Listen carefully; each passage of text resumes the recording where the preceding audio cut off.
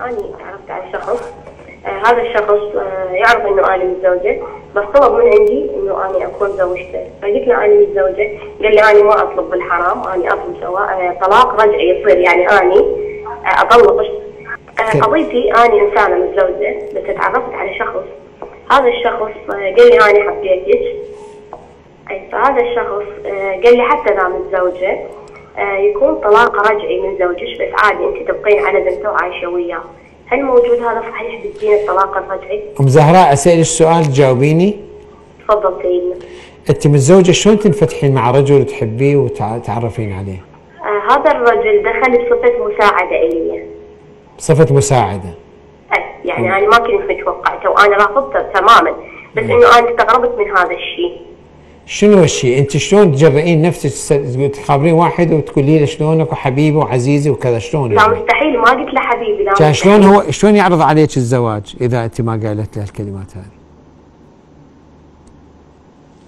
انقطع اتصال. ليش انقطع اتصال؟ لا حول ولا قوة. لا خليني أجاوب هذه، خليني أجاوب هذه أي مسألة مو مال الواحد. هذه متزوجة واسمها أم زهراء، يعني بنتها زهراء، وتتصل على واحد والله لأنه كان يساعدني لأنه كذا، وذاك اللعين الخبيث يقول لي إيه حتى لو متزوجة ما يخالف، أنا أتزوجك حلال.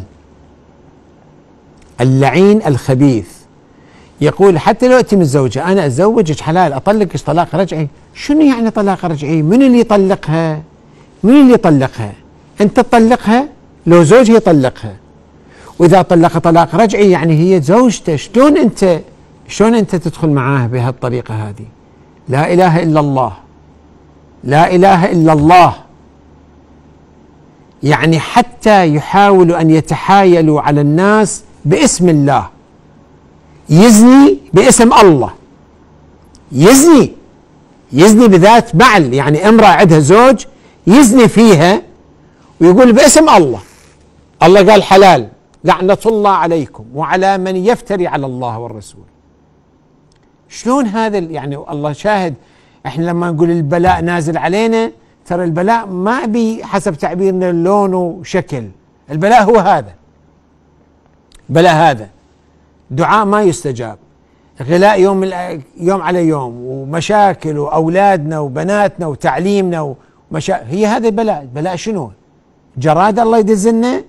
الأخت الكريمة متصلة، والله سيدنا أنا تعرفت وما كنت أدري أنه هذا كذا، وأريد أسأل أنه يصير أنا أتزوج به. ألا قاتلكم الله، ألا قاتلكم الله. أنا أقول هذه وأكررها حتى يبقى قبح هاي القضية في بالكم، ترى قضية مو هينة. حتى أقول باسمه تعالى أيتها الأخت الكريمة أن هذه القضية لا تجوز شرعا، حياكم الله. لا، ما أقول هذا الكلام، أقول قاتلكم الله وقبحكم الله وجعلكم الله من ما أدري. الله يهديكم يا أختي، يا امرأة، يا أم زهراء، أنت متزوجة، والمتزوجة لا يجوز لها أن تفتح أو أن تعرض نفسها، شوفوا، أن تعرض نفسها لخطبة، أن واحد يخطبها. متزوجة أنت بابا، أنت متزوجة. حتى واحد يقول لي سيد أنا على أي حال حسب تعبيره أنه زوجتي تقول مثل ما أنت تخونني أنا أخونك. هاي هم فد باب شيطاني عجيب غريب لبعض الفاسدات. أنا لأن زوجي يروح في سوالف تعبانة أنا ما أروح في سوالف تعبانة، يعني كأنما بطولة أنه زوجي لأنه تعبان وفاسد أنا أروح أفسد حتى أقول له وحدة بوحدة. كلاكما فاسدين وكلاكما ستخسران وكلاكما ستكونان في النار. هذا إذا نريد نمشي عدل وإذا نريد نتقي الله، هذا رمضان. أم زهراء حرام عليك حفظ رقم هذا الرجل، حرام عليك الاتصال به بأي شكل من الأشكال، ولو عليكم السلام